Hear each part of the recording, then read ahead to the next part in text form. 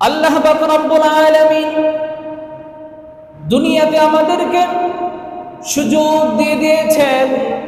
আল্লাহ তাআলা আপনাকে আমাকে জ্ঞান দিয়ে দিয়েছেন, সুযোগ দিয়ে দিয়েছেন। এই জ্ঞান যদি আমরা দুনিয়ার জমিনে ভালো কাজে ব্যয় করি, সেটা কেবল আমার ভালোর জন্যই আমি ব্যয় করলাম।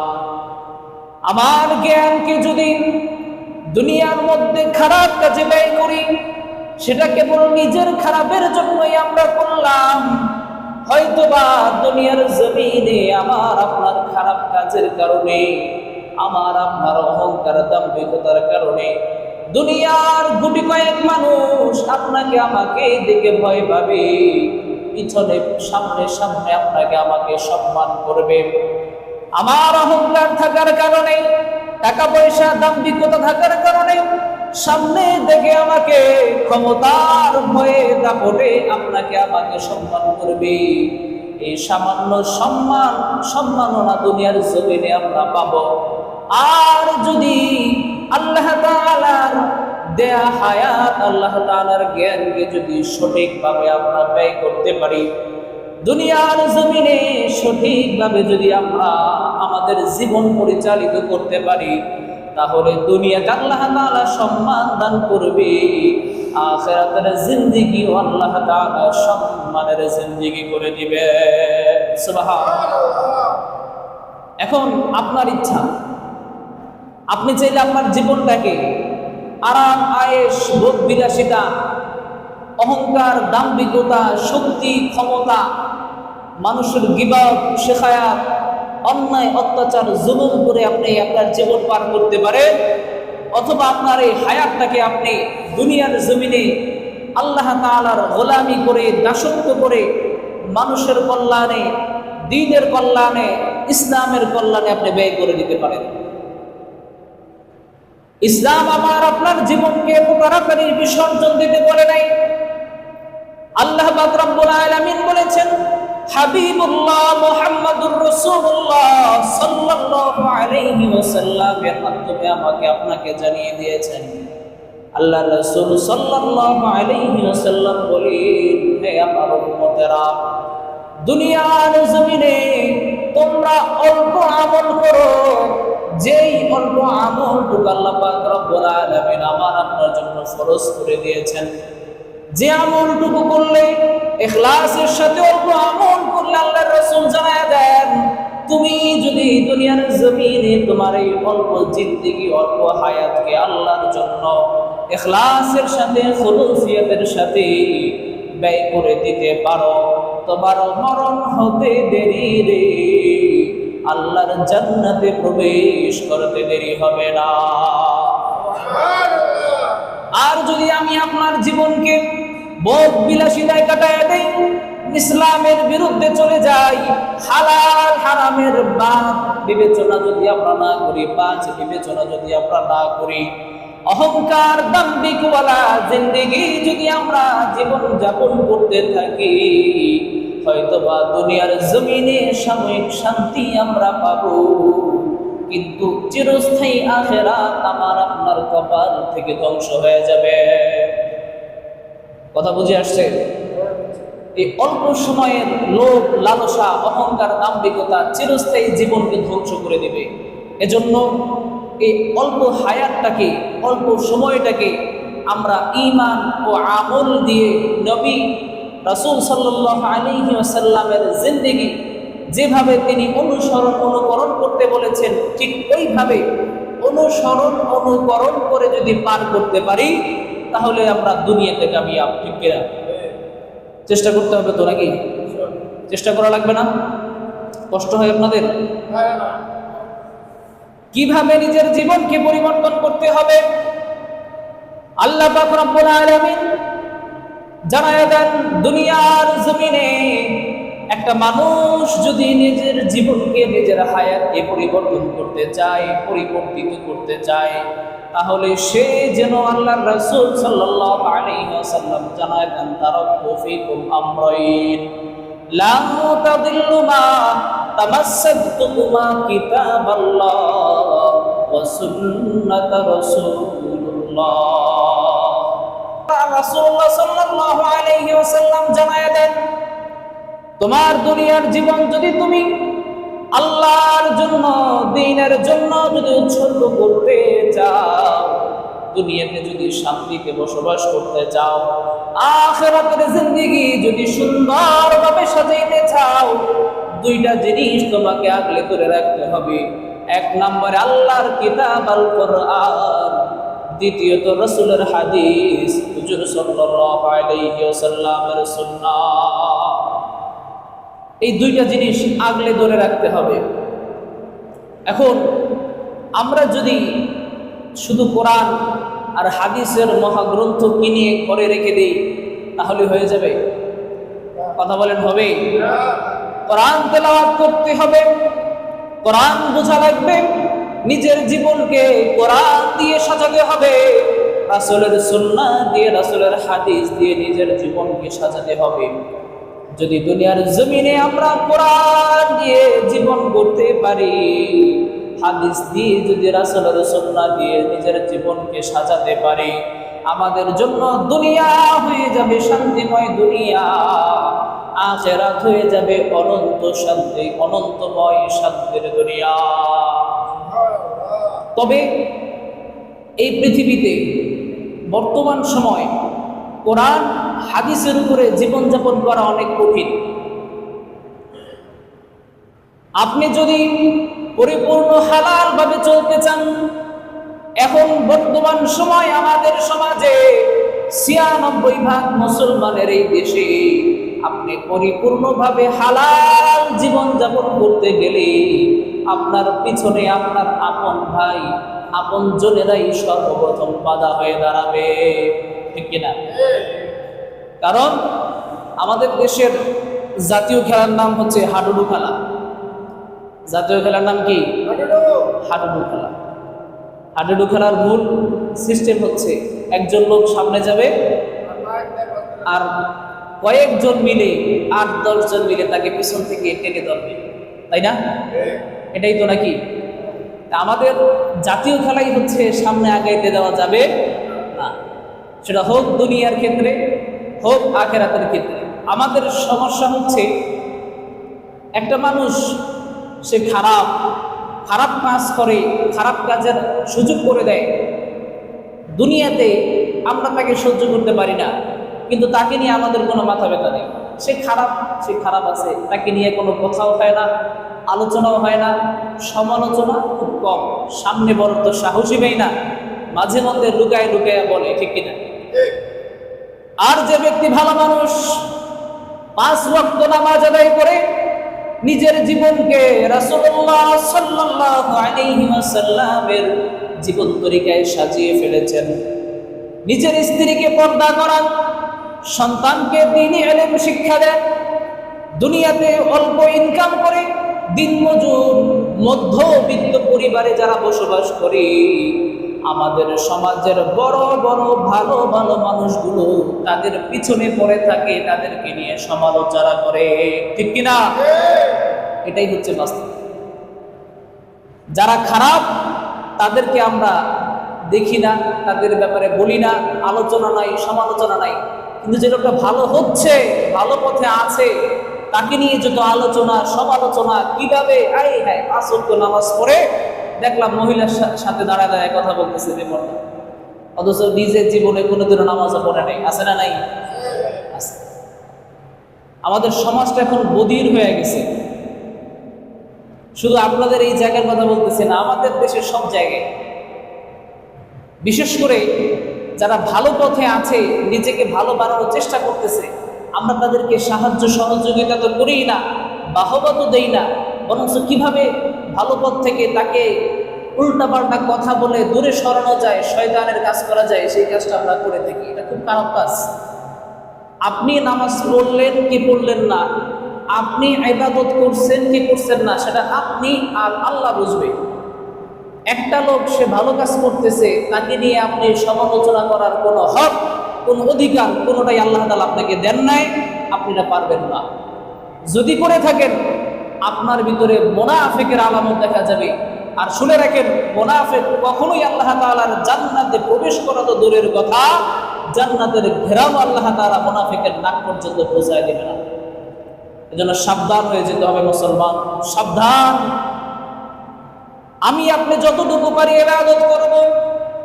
আমার ছোট ভাই, আমার প্রতিবেশী, আমার সমাজের লোক, সে যদি 5 ওয়াক্ত নামাজে আসার চেষ্টা করে, মসজিদে এসে নামাজ আদায় করে, বাড়িতে বসে নামাজ পড়ে, তার স্ত্রী সন্তানেরা পর্দা করে, ছেলেগুলো মাদ্রাসায় দিনী ইলম শিক্ষা করে, নিজের পুরা জীবনটা সে যদি হালালের উপরে চালানোর চেষ্টা করে অথবা চালায়, আমরা সবাই মিলে তাকে সাহায্য করব।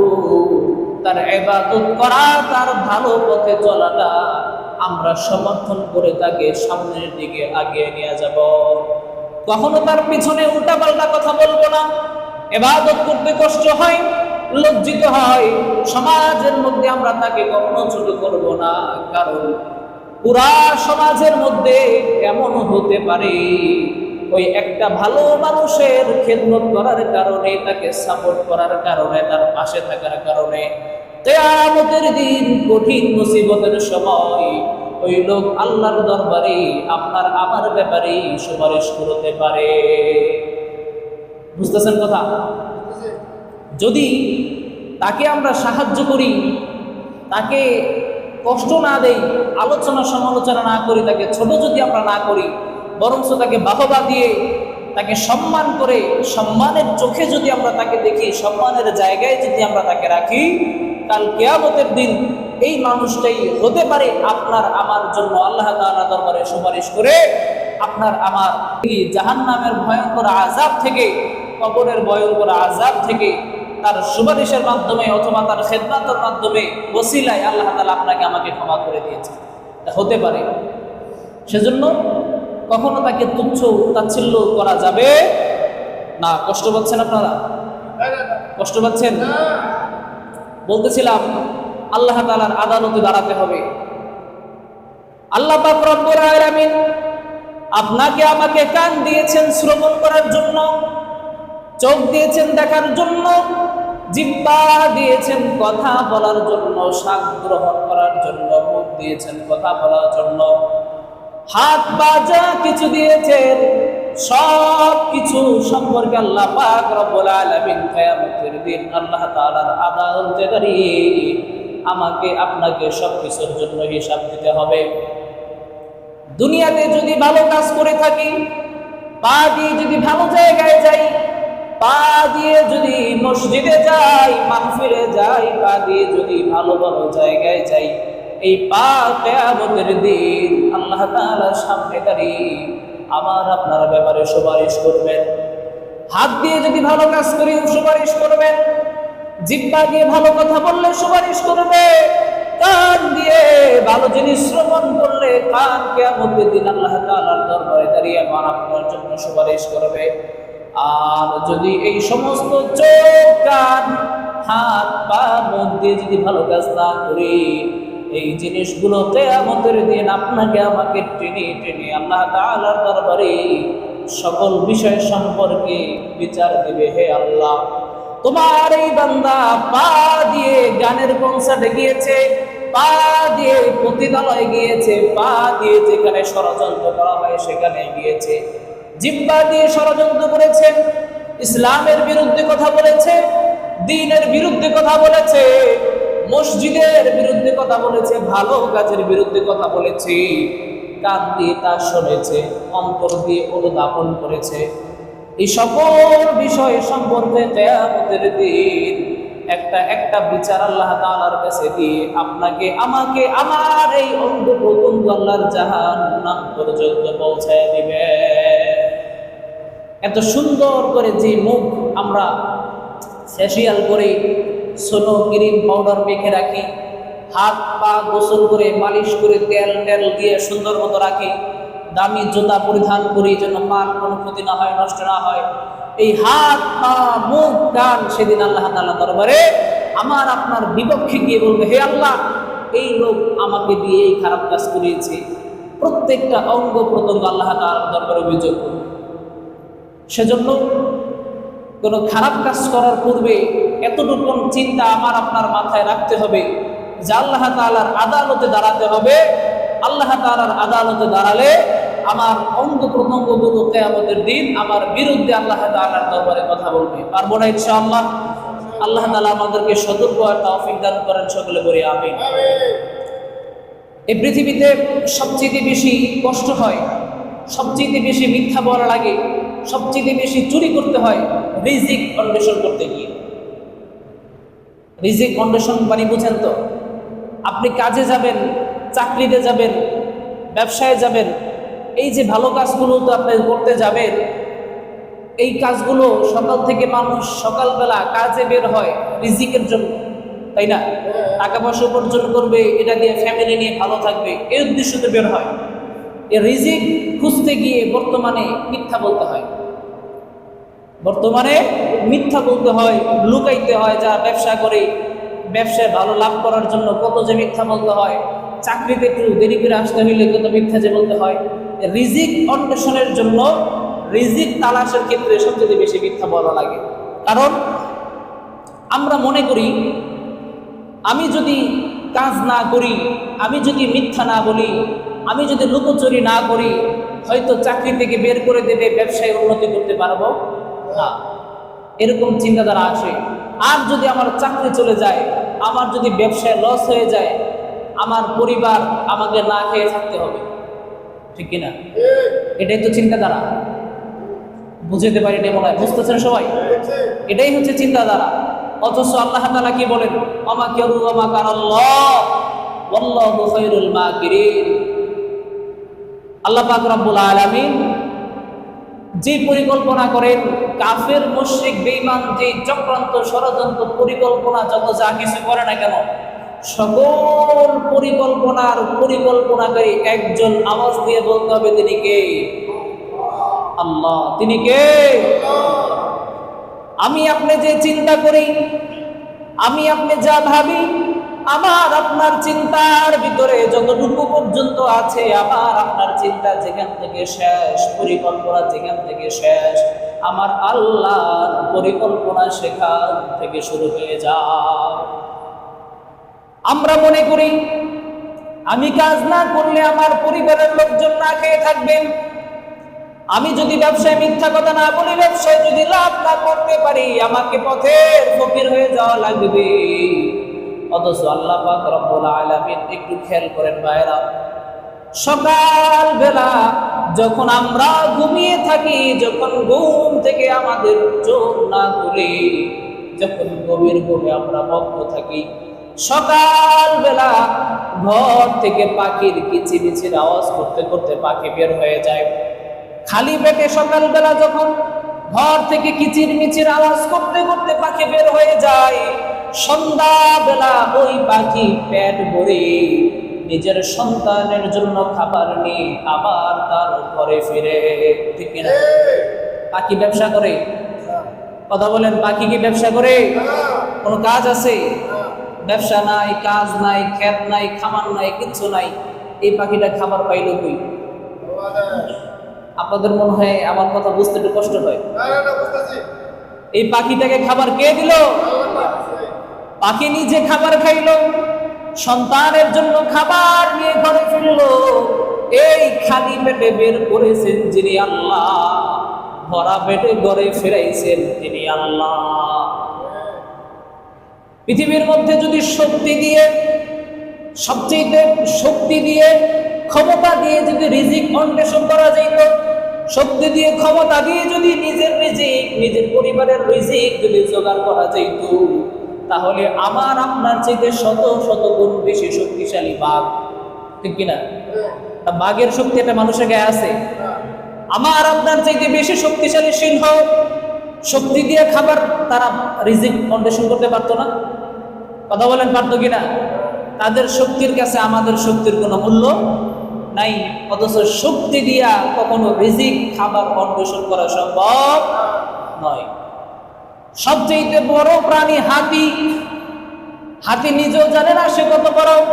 হাতি যদি ক্ষমতার জোরে বড় হওয়ার কারণে, মাথাওয়ালা হওয়ার কারণে, শোর বড় থাকার কারণে যদি রিজিক অন্বেষণ করা যাইত, রিজিকের ব্যবস্থা করা যাইত, তাহলে হাতি সবার আগে নিজের রিজিক ব্যবস্থা করে ফেলতো। এটা সম্ভব না।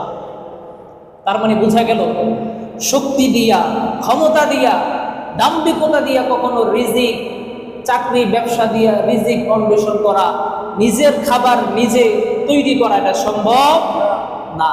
তাহলে এই চাকরি ব্যবসা এগুলো হচ্ছে মাধ্যম। এগুলা কি মাধ্যম? সবচেয়ে যারা ধনী বেশি হয়, সবচেয়ে যারা শিল্পপতি কোটিপতি হয়, এগোর কপালে ভাত থাকে না, ঠিক কিনা? এরা ভাত খাইতে পারে না, গরু গোস্ত খাইতে পারে না, ডায়াবেটিক্স, বিভিন্ন রোগে আক্রান্ত। এত টাকা পয়সা রাখার জায়গা নাই, অথচ আপনার একজন দিনমজুর সারাদিন কাজ করে এসে 2 কেজি গরু গোস্ত খেয়ে ফেলতে পারে। যে কোনো খাবার খাইব, সুন্দর বাড়িতে গিয়ে ঘুমাইব, রাইতে খেয়ে ঘুমাইব, সকালবেলা উঠে নামাজ পড়ে আমার কাজে বের হয়ে যাবে, ঠিক কিনা? সবচেয়ে যে ধনী মানুষ সে খাইতেও পারে না, আরামে ঘুমাইতেও পারে না। তার মানে কি বোঝা গেল? টাকা পয়সা ধন দৌলত থাকলেই যে খাওয়া যায়, রিজিক তৈরি হয়ে যায়, আসলে ব্যাপারটা এমন নয়। এজন্য আল্লাহ তাআলা বলেন, ওয়ামাকারু ওয়ামাকারাল্লাহ ওয়াল্লাহু খায়রুল মাকিরিন। ওয়ামা মিন দাব্বাতিন ফিল আরদি ইল্লা আলাল্লাহি রিজকুহা।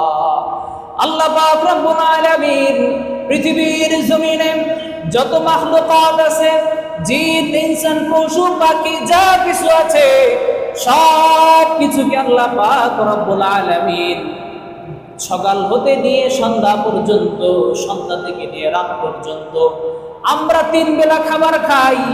যে যত বেলা যতবার খাবার খান, তত বেলা ততবার খাবার যিনি খাওয়ান তিনি হলেন আমার আল্লাহ। আওয়াজ দিয়ে বলেন, তিনি কে?